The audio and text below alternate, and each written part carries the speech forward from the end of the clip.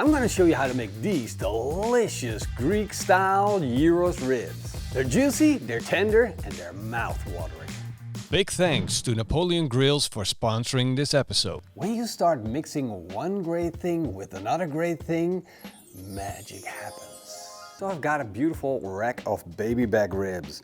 Now the first thing that I'm going to do is take the membrane off of the back of the ribs. You can also score them with a knife, but the main thing is that you remove that membrane, or at least make the meat accessible to smoke flavor and the seasoning that you're going to put on it. I like to take one of these dinner knives and wiggle it in between the bone and the membrane, and then stick my finger underneath and just rip the whole thing off. And ribs like this might have a little bit of floppy bits. I'm going to take those off. It doesn't have to be perfect, but you want to get it at least to the point where it's not going to hinder you while cooking the ribs. And before I'm going to put some seasoning on, I'm going to drizzle on a little bit of olive oil. That's going to help the seasoning stick to the meat. Just a few drops is more than enough. And for my seasoning, I will be using the PITMASTERX gyro seasoning. And that's the cool thing about this. It doesn't have to be hard to make delicious ribs, but you want to use the right ingredients. Now, if you can't find our seasoning in your local store or in our online web shop, then you can also find the recipe for gyro seasoning on our website, pitmasterx.com. I'm going to try and create an even coat of seasoning so that everything cooks the same way, has the same amount of flavor. And now the ribs look absolutely freaking amazing. We got a gorgeous color on these ribs. I'm going to let the ribs soak up the flavor of the seasoning while I prepare my barbecue. This is the Napoleon Kettle Grill, and I'm going to show you how to set it up. I'm going to put in some bricks to create an indirect zone. Behind that, I'm going to put my briquettes. I'm just going to put in a small layer. I'm going to light that up and then put in a large coconut briquettes. And these briquettes will burn very slow, but very, very long. Of course, you can't forget a chunk of smoke wood, and that's how I set up my grill for smoking over indirect heat. I'm going to put the spare ribs and I'm going to place them on the opposite of the fire. That way they sit protected behind the bricks. The kettle grill is round, and therefore you're going to have circulating hot air. And that means we got radiation heat going towards the ribs, and we got that circular heat going around, and that's going to hit on this side of the ribs. So with the ribs closest to the fire, I'm going to place the thicker part of the rib towards the fire, and with the ribs on the far side of the grill,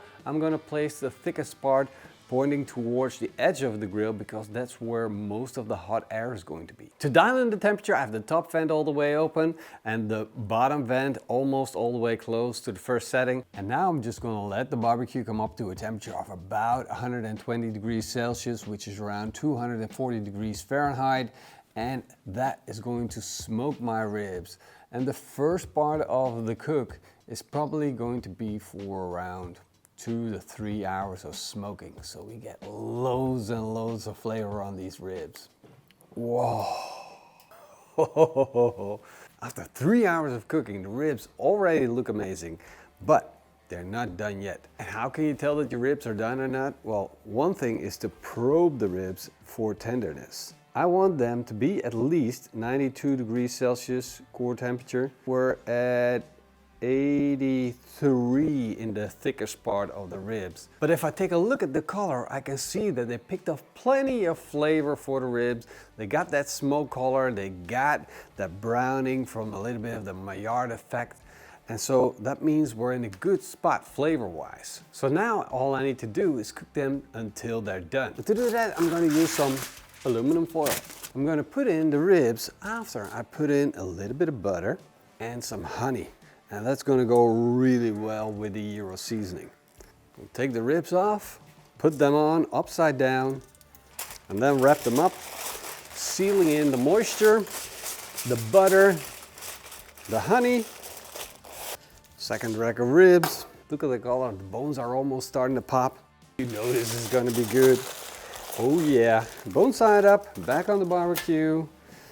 Close the lid and keep it at the same temperature. So 120 degrees Celsius, 240 degrees Fahrenheit. Just let it continue to cook, and we'll check back in about half an hour or so. While I wait, I'm going to make a tzatziki out of some Greek-style yogurt, 2 cups or half liter. And we're going to put in some grated cucumber. Now, personally, I kind of divert from the standard of taking your cucumber and then straining it, making sure you get rid of all the juices. But personally, I find the Greek yogurt a little bit thick, and if you grate the cucumber in it and leave the juices of the cucumber, you don't have to worry about the tzatziki becoming really runny because you got a thick Greek-style yogurt. 1 pressed garlic clove.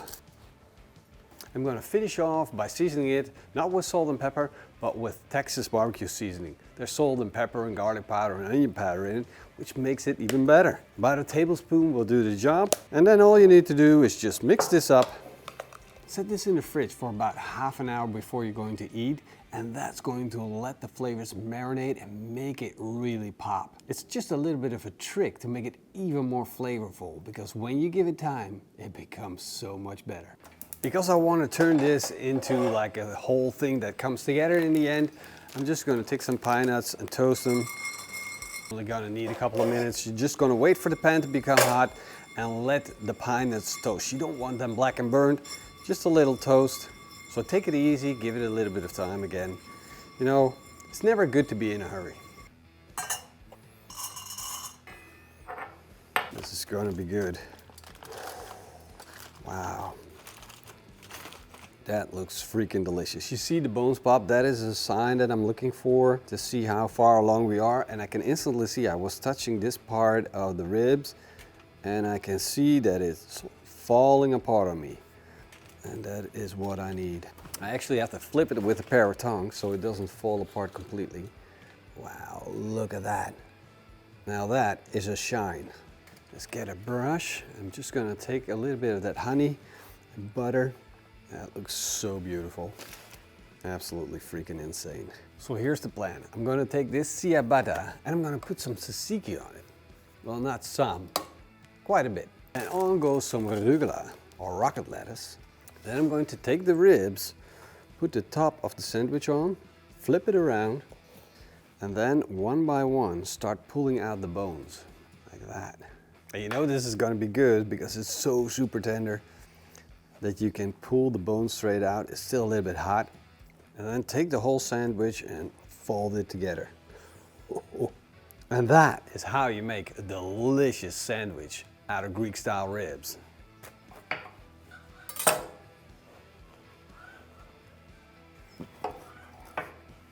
All right. Wow, I'm lost for words. If you like gyros, you're gonna love this. This might be better than gyros. This is better than gyros. The meat's juicier, it's tastier, there's more of it. You can actually taste the pork meat, but still with the tzatziki, it just refreshes everything. Yep. Yep. Oh, that's perfect. That's good, right? That's really good. If you can only order this online, and they will bring it to you. Takeaway. I'll take away, order it every day.